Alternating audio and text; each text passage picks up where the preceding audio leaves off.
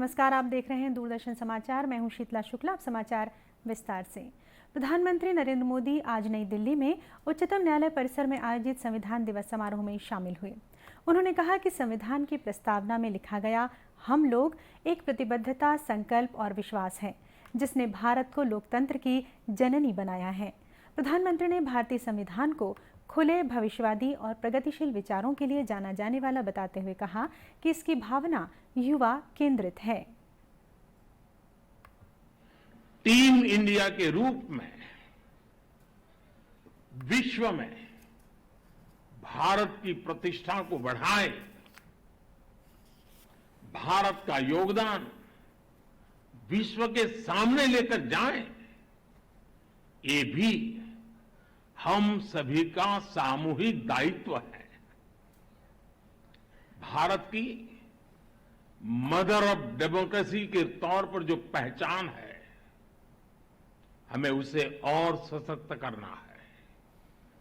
साथियों, हमारे संविधान की एक और विशेषता है जो आज के युवा भारत में और भी प्रासंगिक हो गई है। हमारे संविधान निर्माताओं ने हमें एक ऐसा संविधान दिया है जो ओपन है, फ्यूचरिस्टिक है और अपने आधुनिक विजन के लिए जाना जाता है।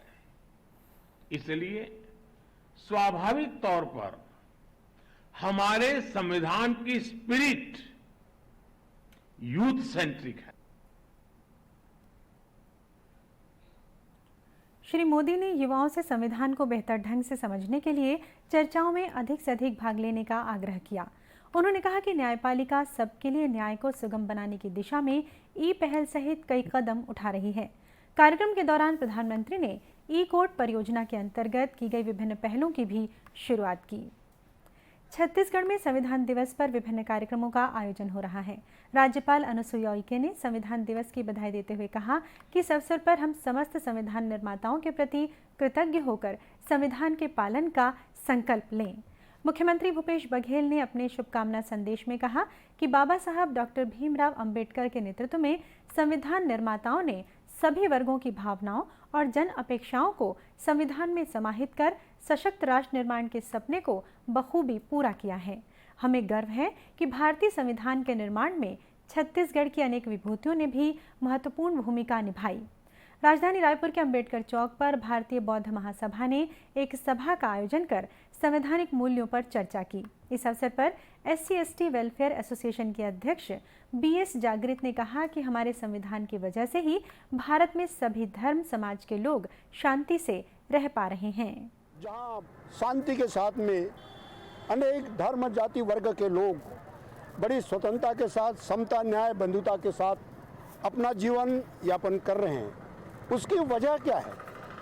उसकी वजह है बाबा साहेब के द्वारा लिखा गया सबसे बड़ा संविधान, विस्तृत संविधान, उल्लेखनीय संविधान और विश्व का सबसे बड़ा संविधान। यह संविधान हमें, जो व्यक्ति आज इस देश का राष्ट्रपति है, वहाँ से लेकर एक छोटा सा सड़क पर भीख मांगने वाला व्यक्ति, इन सारे लोगों को एक ही किस्म के अधिकार हैं। किसी जाति, वर्ग, लिंग के आधार पर किसी को अलग से अधिकार नहीं है। सभा से पहले विभिन्न समाज के लोगों ने डॉक्टर भीमराव अंबेडकर की प्रतिमा पर माल्यार्पण भी किया। राज्यपाल अनुसुईया उइके ने अधिसूचित क्षेत्रों में आदिवासी विकास और दूसरे मदों में आई केंद्र सरकार की राशि को खर्च नहीं हो पाने पर चिंता जताई है। महालेखाकार कार्यालय में आयोजित ऑडिट सप्ताह में पहुंची राज्यपाल सुश्री उइके ने कहा कि बजट में प्रावधान होने के बावजूद विकास कार्यों में इस राशि का उपयोग न हो पाना ठीक नहीं है। जितनी भी जो बजट आता है तो वो रिपोर्ट मुझे भी देते हैं और मेरे माध्यम से फिर विधानसभा में जाती राज्यपाल के माध्यम से। और मैंने ये बात भी थोड़ा सा ध्यान आकर्षित किया था कि जो शेड्यूल एरिया के लिए जो स्पेशल बजट का प्रावधान केंद्र सरकार के द्वारा भेजा जाता है, उसका सही मायने में देखा जाए तो वो 100% उस बजट का उपयोग नहीं होता है। कई विभाग में 50% तो कभी 70%, 80%। तो हम इसको रिमार्क करके शासन से पूछते हैं कि आखिर क्यों नहीं खर्च किया। ये पैसा जब सेंटर गवर्नमेंट का उनके विकास के लिए आया है, उनकी आर्थिक, सामाजिक, शैक्षणिक तमाम सारे दृष्टि को ध्यान में रखते हुए, तो ये एक नियंत्रण के रूप में इन सारी चीज़ों की जिम्मेदारी भी, लेखा जोखा का, ये सब लोग सरकार का बजट और इसके आधार पर सेंटर को भेजी जाती है और उस पर जो भी आगे कार्रवाई है संबंधित विभाग फिर कार्रवाई है सरकार या विभाग को निर्देशित करता है। प्रधान महालेखाकार यशवंत कुमार ने कहा कि महालेखाकार नियंत्रक कार्यालय बजट में प्रावधानित राशि में खर्च की गई राशि तथा अखर्चित राशि का ऑडिट कर इसका प्रतिवेदन सदन को प्रस्तुत करता है। उसके बाद सदन की लोक लेखा समिति फैसला करती है। ऑडिट सप्ताह के 7 दिवसीय आयोजन में विभिन्न प्रतियोगिताओं का भी आयोजन किया गया। निर्वाचन आयोग ने भानुप्रतापपुर विधानसभा उपचुनाव में मतदान के लिए 12 वैकल्पिक पहचान पत्रों को भी मान्यता दे दी है। इनमें आधार कार्ड, मनरेगा जॉब कार्ड, बैंकों या डाकघरों द्वारा जारी फोटोयुक्त पासबुक, श्रम मंत्रालय की योजना के अंतर्गत जारी स्वास्थ्य बीमा smart card, driving licence, PAN card, NPR के अंतर्गत आरजीआई द्वारा जारी स्मार्ट कार्ड, भारतीय पासपोर्ट, फोटोयुक्त पेंशन दस्तावेज, केंद्र राज्य सरकार लोक उपक्रम पब्लिक लिमिटेड कंपनियों द्वारा अपने कर्मचारियों को जारी फोटोयुक्त सेवा पहचान पत्र, सांसदों, विधायकों, विधान परिषद के सदस्यों को जारी किया गया सरकारी पहचान पत्र तथा भारत सरकार के सामाजिक न्याय एवं अधिकारिता मंत्रालय द्वारा जारी यूनिक डिसेबिलिटी आईडी कार्ड को भी शामिल किया गया है। फोटोयुक्त मतदाता पहचान पत्र नहीं होने की स्थिति में ये दस्तावेज दिखाने पर भी मतदाता की पहचान की जाएगी। भानुप्रतापपुर में 5 दिसंबर को मतदान होना है। भारतीय अंतरिक्ष अनुसंधान संगठन इसरो ने श्रीहरिकोटा के सतीश धवन अंतरिक्ष केंद्र से आज उपग्रह प्रक्षेपण यान C54 को अंतरिक्ष में छोड़ा। इसके पीलोड में महासागर मॉनिटरिंग उपग्रह और 8 नैनो उपग्रह शामिल हैं, जिन्हें निर्धारित समय में 2 घंटे के भीतर सूर्य की कक्षा में स्थापित किया जाएगा। प्रक्षेपण के दौरान यान की सभी क्रियाएं बिल्कुल सही समय पर 4 चरणों में अलग अलग संपन्न हुई। इसरो के वैज्ञानिक इसके पेलोड को कक्षा में स्थापित किए जाने की उत्सुकता से प्रतीक्षा कर रहे हैं। 6, 5, 4, 3, 2, 1, 0.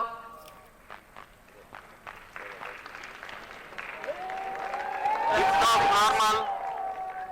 There's the textbook liftoff of PSLV C54 06 mission. सफलतापूर्ण उत्थापन PSLV C54। उपग्रह यान के 117 किलोग्राम के पेलोड में महासागर मॉनिटर, समुद्री सतह मॉनिटर, KU बैंड, स्कैट्रोमीटर और फ्रांस का पेलोड आर्गोस शामिल हैं।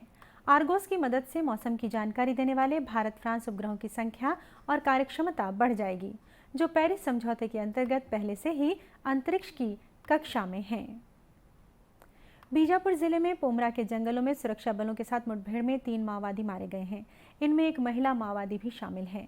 मुठभेड़ उस समय हुई जब केंद्रीय रिजर्व पुलिस बल के विशेष कार्य बल और जिला रिजर्व गार्ड के जवान मिरतुर इलाके में तलाशी अभियान चला रहे थे। आज सुबह जवानों ने माओवादियों के एक कैंप को घेर लिया। करीब 30 से 40 मिनट तक चली इस मुठभेड़ में सुरक्षा बलों को भारी पड़ता देख माओवादी जंगलों में भाग गए। बाद में मुठभेड़ स्थल से 3 माओवादियों के शव और 2 राइफल बरामद की गई है। सुरक्षा बल पूरे इलाके में तलाशी अभियान चला रहे हैं। कोरबा पुलिस ने अवैध नशे के खिलाफ चलाए जा रहे अपने अभियान निजात का दायरा बढ़ा दिया है। पिछले 1 सप्ताह से जिले के कटघोरा ब्लॉक में यह अभियान चल रहा है। अभियान के तहत जागरूकता रैली, दौड़ और संगोष्ठियों का आयोजन हो रहा है। इस अभियान में स्कूल कॉलेज के विद्यार्थियों के साथ आम लोग भी हिस्सा ले रहे हैं। कोरबा के पुलिस अधीक्षक संतोष सिंह ने बताया कि नशे के खिलाफ अभियान में सभी का सहयोग जरूरी है।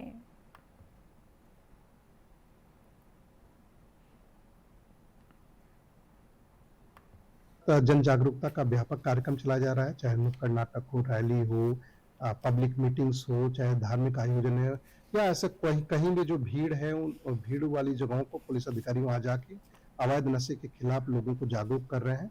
आपने देखा होगा कि शहर और गांव में वॉल राइटिंग द्वारा भी, पोस्टर द्वारा भी ये अभियान को लोगों के बीच ले जाया जा रहा है। आज कटघोरा में भी एक रैली निकाली गई थी, निजात दौड़ रखी गई थी, जिसमें बड़ी संख्या में न केवल स्कूल छात्र बल्कि विभिन्न समाज के लोग, जनप्रतिनिधि भी जिसमें शामिल हुए। पिछले 1 हफ्ते से वहाँ अलग अलग आयोजन चल रहा है कल एक आयोजन, बड़ा आयोजन भी अभी मीटिंग के रूप में वहाँ रखा गया है। हम लोग ये चाहते हैं कि ये चूँकि अवैध नशा जो है न केवल क्राइम को बढ़ाता है बल्कि एक सामाजिक बुराई है। सभी लोग इससे प्रभावित होते हैं, इसलिए सबकी सहभागिता बहुत ज़रूरी है। हम लोग सबको इनवाइट कर रहे हैं और सबके सहयोग से अवैध नशे के खिलाफ एक निजात मुहिम को आगे बढ़ा रहे हैं। पुलिस के इस अभियान को देश भर से समर्थन मिल रहा है। केंद्रीय गृह मंत्रालय की एजेंसी BPRND ने देश भर के स्मार्ट पुलिसिंग के शीर्ष 3 उदाहरणों में निजात अभियान को शामिल किया है। बस्तर के कांगेर घाटी राष्ट्रीय उद्यान में पक्षियों के सर्वेक्षण का काम कल से शुरू हो गया है। बर्ड काउंट इंडिया और birds and wild life Chhattisgarh के सहयोग से हो रहे अपनी तरह के इस पहले सर्वेक्षण में 11 राज्यों के 58 पक्षी विशेषज्ञ शामिल हो रहे हैं। विशेषज्ञों का ये दल एक दिन पहले ही जगदलपुर पहुंच गया था। कांगेर घाटी राष्ट्रीय उद्यान के निदेशक धम्मशील गणवीर ने बताया कि विशेषज्ञ 27 नवंबर तक यहां पाए जाने वाले पक्षियों और उनके रहवास का ब्यौरा दर्ज करेंगे।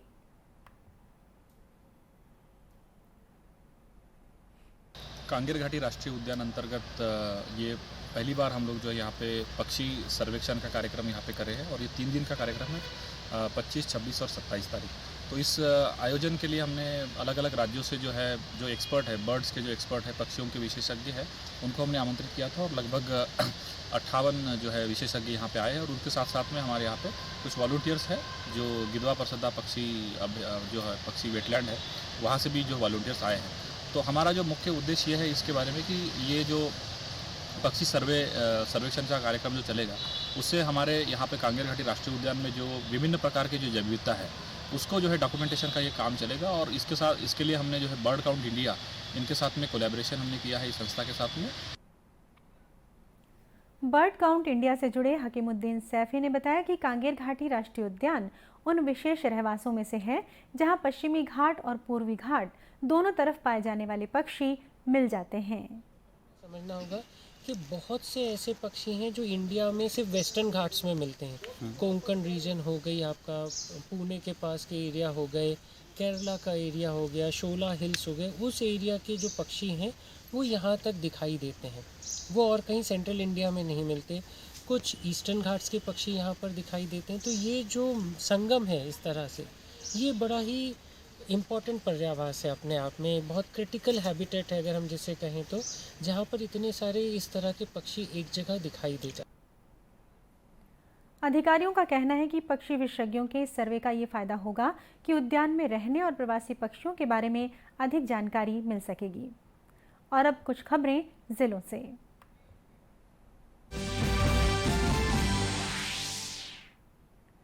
बेमेतरा के दाढ़ी स्थित सेवा सहकारी समिति में किसान सम्मान समारोह का आयोजन हुआ। यहां पर क्षेत्रीय विधायक और संसदीय सचिव गुरदयाल सिंह बंजारे ने वरिष्ठ किसानों को शॉल और श्रीफल देकर सम्मानित किया। इस दौरान उन्होंने राज्य सरकार की योजनाओं और उपलब्धियों की भी जानकारी दी। विधायक श्री बंजारे ने कहा कि कांग्रेस की सरकार लगातार किसानों के हित में काम कर रही है।